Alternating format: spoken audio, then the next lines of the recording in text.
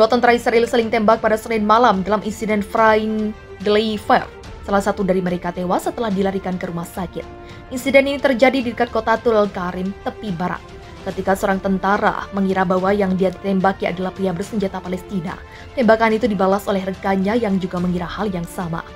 Menurut pasukan pertahanan Israel, seorang tentara yang beroperasi di daerah zona jahitan, petak tanah tepi barat di sisi penghalang Israel, diserang oleh tentara lain karena alasan yang tidak jelas. Keluarga tentara yang tewas telah beritahu, mengutip Times of Israel, Selasa 16 Agustus. Investigasi atas keadaan insiden friendly fire ini sedang berlangsung. IDF awalnya melaporkan insiden itu sebagai serangan penembakan dan menurut media Palestina, pasukan mulai mencari tersangka pria bersenjata di kota Palestina. Namun tak lama kemudian seorang pejabat militer mengatakan insiden itu kemungkinan merupakan friendly fire. Mengutip penyelidikan awal, IDF mengatakan insiden itu bukan serangan penembakan oleh warga Palestina. Salah satu tentara yang tidak disebutkan namanya dibawa ke rumah sakit dan kemudian dinyatakan tewas karena luka-lukanya.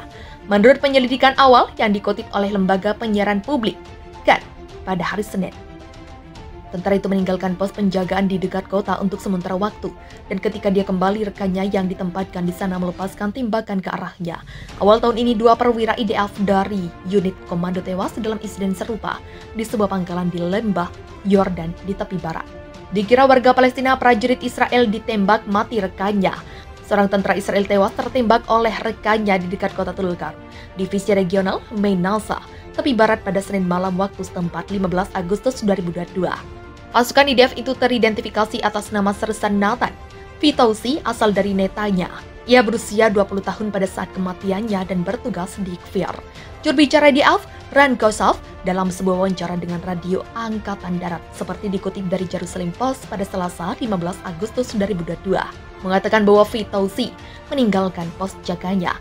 Tetapi ketika dia kembali, rekan prajuritnya tidak mengenalinya. Rekannya itu hanya melakukan prosedur umum saat mendekati orang-orang yang mencurigakan dan akhirnya menembaknya beberapa jam kemudian. Kosov tak yakin prosedur itu diikuti dengan benar dan detailnya masih terus diselidiki.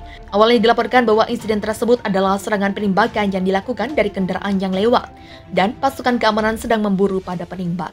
Namun kemudian IDF memperbarui informasinya dan mengatakan kasus ini merupakan tembakan yang tidak disengaja. Fitoussi dibawa ke rumah sakit Meir di Kfar Saba sebelum dinyatakan meninggal. Kepala Staf IDF Letnan Jenderal Afif Kohafi diperkirakan akan mengunjungi lokasi kejadian pada Selasa sebagai bagian dari penyelidikan yang dilakukan oleh IDF. Sayangnya pejuang itu meninggal karena luka-lukanya di rumah sakit, kata seorang pejabat senior militer. Keluarga Fitoussi diberitahu tentang kematiannya pada Senin malam dan identitas Fitoussi diumumkan Selasa pagi. Dia menambahkan bahwa IDF berkomitmen untuk menyelidiki dan mengambil pelajaran sehingga insiden ini tidak terulang kembali. Pasukan keamanan Israel membunuh seorang warga Palestina dengan cara ditembak di bagian kepala dari jarak dekat. Kepolisian Israel menyatakan bahwa mereka menembak warga Palestina bernama Muhammad Al-Saham ketika sedang menggelar penggeledahan di satu rumah di Yerusalem untuk mencari senjata ilegal. Menurut kepolisian, mereka terpaksa menembak Muhammad karena pemuda itu berupaya menikam aparat. Ayah Muhammad Ibrahim Al-Saham mengatakan kepada AFP bahwa polisi mengetuk pintu mereka sekitar pukul 3.30 waktu setempat. Ibrahim orang pertama di rumah yang menghampiri pintu. Dari kejauhan, Ibrahim hanya mendengar suara ledakan. Ibrahim bercerita bahwa polisi menembak anaknya dari jarak dekat. Setelah Muhammad terkapar, polisi Israel membiarkannya bersimbah darah selama 40 menit sebelum menahannya. Muhammad dibawa ke rumah sakit militer Israel, namun pada akhirnya nyawa Muhammad tak dapat diselamatkan. Ibrahim tak terima karena sejumlah kejanggalan. Menurutnya, salah satu personel kepolisian Israel sempat mengatakan kepadanya bahwa mereka sebenarnya salah rumah. Namun kepolisian membantah klaim itu. Mereka menegaskan bahwa rumahnya benar dan tersangkanya benar. Kendati demikian, kepolisian Israel tak menyita satupun senjata dari rumah Muhammad. Sekretaris Jenderal baru Organisasi Pembebasan Palestina Hussein Al-Shia pun mendesak penyelidikan internasional untuk menyelidiki insiden yang ia sebut sebagai eksekusi kriminal itu. Polisi Israel menembak mati seorang pria Palestina pada Senin 15 Agustus. Mereka mengklaim bahwa pria Palestina itu berusaha menikam sejumlah petugas keamanan yang sedang melakukan penggerebekan di Yerusalem Timur. Para petugas itu sedang melakukan pencarian senjata ilegal di lingkungan Kaf Akad di Yerusalem Timur, kata polisi ketika sejumlah petugas mendekati sebuah rumah. Pria itu dengan bersenjatakan pisau mencoba menikam mereka, kata polisi. Mereka menembaki tersangka dan ia kemudian dinyatakan meninggal, kata polisi.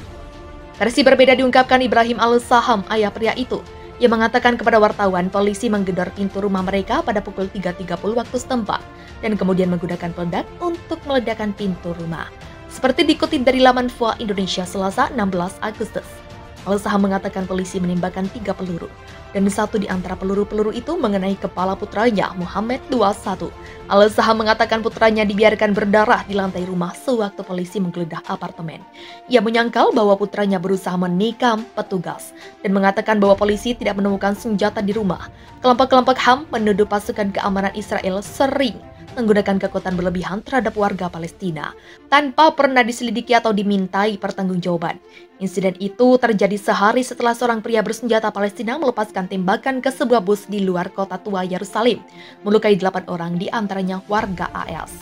Kutuk serangan di Yerusalem, Departemen Luar Negeri AS mengutuk serangan Yerusalem pada Minggu malam itu dan mengatakan setidaknya 5 korban adalah warga negara Amerika. Kekerasan di Yerusalem terjadi setelah sepekan ketegangan antara Israel dan Palestina di Gaza dan tepi barat. Gencatan senjata yang ditengahi Mesir dicapai pekan lalu, mengakhiri pertempuran 3 hari antara Israel dan militan Palestina di Gaza yang menewaskan sedikitnya 49 warga Palestina, termasuk 17 anak-anak dan 14 militan. Sehari setelah gencatan senjata yang menghentikan putaran terburuk pertempuran Gaza dalam lebih dari setahun. Pasukan Israel membunuh 3 militan Palestina dan melukai puluhan lainnya. Para korban tewas dan terluka akibat baku tembak yang meletus sewaktu pasukan Israel menggelar penggerebekan di kota Nablus di tepi barat.